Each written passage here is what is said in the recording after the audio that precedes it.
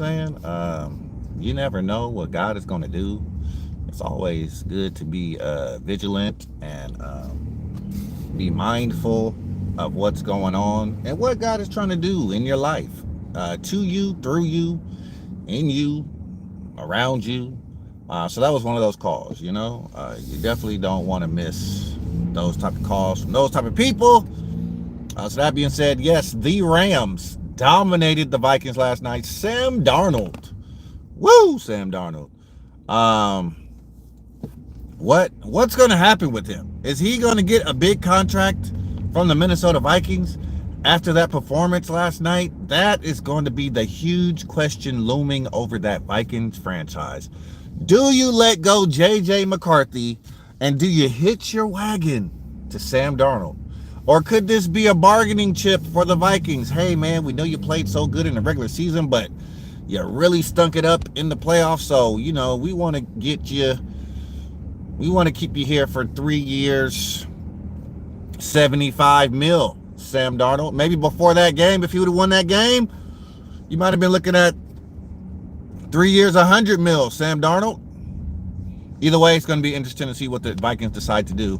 Do they decide to trade a J.J. McCarthy, or do they keep him because they are not sure if Sam Darnold is their guy after that playoff performance last night? But I'm going to say this. Prayers and thoughts go out to all the families in L.A., the Palisades area and the surrounding area, all those families that have been displaced, all those who have had their possessions burnt up, all those that have lost their homes, even those that have lost their loved ones to the fires.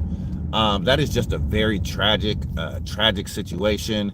And we just want to send our prayers up to the Los Angeles, the city of Los Angeles. For those of you that aren't in the California area, it's nowhere near me. California is a really big state, so it's about 5 hours away. LA is about 5 hours away from where I live. So, you know, I'm not in any danger. No one that I know is in any danger. I do have a cousin that lives there. I checked on her. She's a good hour. LA is huge. She's a good 45 minutes to an hour from where the fires are going on. So, but I say all that to say this, man. The Rams were playing for the city of LA last night. They were playing for the city of LA. They wanted to show up for their city. They couldn't get their home game due to the fires, due to the air quality and all those things. But they showed up in a major way for the city of LA. And if you want to support the city of LA and send your prayers up to them, hit a like in this chat real quick. And then just tell me in the chat, man, prayers up for the people in LA that are affected by the wildfires, because it is a real thing. And, you know, my prayers, my thoughts go out to them. And if you really want to support them, you'll hit a subscribe on your boy's channel right now. So the Rams move on, man. They move on to the next round, and a lot of people were not picking the Rams to beat this Vikings team that was red hot all year. But the stage is now set for the divisional round of the NFL playoffs. This is the second round, y'all. This is like the semifinals. Well, it could be actually the quarterfinals, because if you advance past this next round, this next weekend, you will make it to the conference championship game. You'll make it to the conference championship game. And if you win in the conference championship game, you're going to make it to the Super Bowl, y'all. So it's going to be interesting to see what happens. JC3, how do I feel about the Golden State? The Golden State Warriors. Not feeling good right now, bro. I'll be honest with you. It's looking ugly in Golden State right now. But I've seen worse. I've seen worse days in Golden State, so it does not necessarily really bug or bother me that the Warriors are losing. When I first became a Warriors fan, the Warriors were a losing franchise. Your Warriors were one of the worst teams in the league for years. So I'm not one of these fans that have been spoiled over the years because they just hopped on the bandwagon when Steph and Clay came. I'm one of them ones that was around for Andres Biedrins and uh, Todd Fuller and Donald Foyle getting drafted and all guys like that. No offense to them, but those aren't foundational franchise pieces. So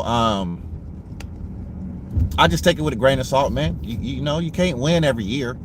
But yeah, the Warriors definitely need to make some adjustments to that roster. I agree, JC3, wholeheartedly with your assessment. They need to make a move. It would be nice if they got a big man that was skilled. I hear they're talking, about acquiring a Vucevic, or is that how you say his name? Vucevic from the Bulls. He's a guy who can rebound, who can shoot the three, who can shoot the mid-range, or can post you up. He's not necessarily a stellar defender. I think that's what they're missing the most out of their center, is a guy who can play above the rim and can defend the rim on defense. I'm not sure if Vucevic is the guy for that, but he would definitely be an upgrade to the size and the skill at the center position. I think that's been really lacking for the Warriors. So that's my assessment, man. Steve Kerr clearly doesn't like playing big man. He loves small ball, and anybody who's a Warrior fan knows that, because he plays, he liked that. It used to be called the death lineup with Andre Iguodala at the 4 and Draymond. But Steve Kerr is kind of like with the league. He's still sticking to his guns. He's still trying to do what has worked in the past. And the question is, man, will it work? Will it work? Or is being stuck in his ways, is that going to be the downfall of the Warriors? Dying the small ball threes right now. Yeah. We need another big man to go along with Trace and Kuminga. I agree, man. I agree. The small ball, it's like you live by it and you die by it. And we've been dying lately, brother. We've been taking a lot of L's. Took another L to a bad team last night. You can check out my channel, Dub Nation Debate. That's another channel I have for just Warriors content, JC3, since you're a Warriors fan. And on there, I do recaps of the Warriors game and have some other Warriors content on there. So yeah, Dub Nation Debate. I was actually going to upload a video there this morning about the recap from last night's loss. So yeah, check me out, bro. Check me out. Sometimes I get out to the Chase Arena and I'll give y'all some live footage. When I'm in the concourse and things like that, and in my seats, wagon fans that only want to see the Warriors win championships and don't really care about the actual franchise itself. They just want to be on the bandwagon team that is doing well and winning all the time. I don't consider y'all Warrior fans if that's you. Because if you're a bandwagon, you always a winner. If you're a bandwagon, you always a winner. And that's just not the reality of life, man. You ain't always going to be on top. Sometimes you're going to struggle. Sometimes you're going to have some ups. Enjoy the ups, because best believe there going to be some downs. Sometimes you're going to have some setbacks. But you know what? If you have a setback, it sets you up for a comeback. So you got all those things in life, and the same thing in sports. Your team is going to have some highs and lows. They're going to have some setbacks. They're going to have some comebacks. But when you're a fan, that's the beauty of it, man. You get to, I'm noticing it too. I've been putting them on blast for years, bro. Like, half y'all, half of the fan base during the KD and, Iguodala and, Steph and Clay in their prime, half them fans, man, they weren't Warriors fans. They just wanted to cheer for a winner, man. And I don't blame them. Everybody loves a winner. But yeah, all them fans are gone, and I appreciate that. You know, just keep it real. If you're only here for the winning, when we start losing, exit stage left. Or this is my left, but it looks like you're right. So let me do it like this. Exit. Go on exit. um yeah, man. Yeah, man, it is. It is. So I gotta get out of here. I'm at work.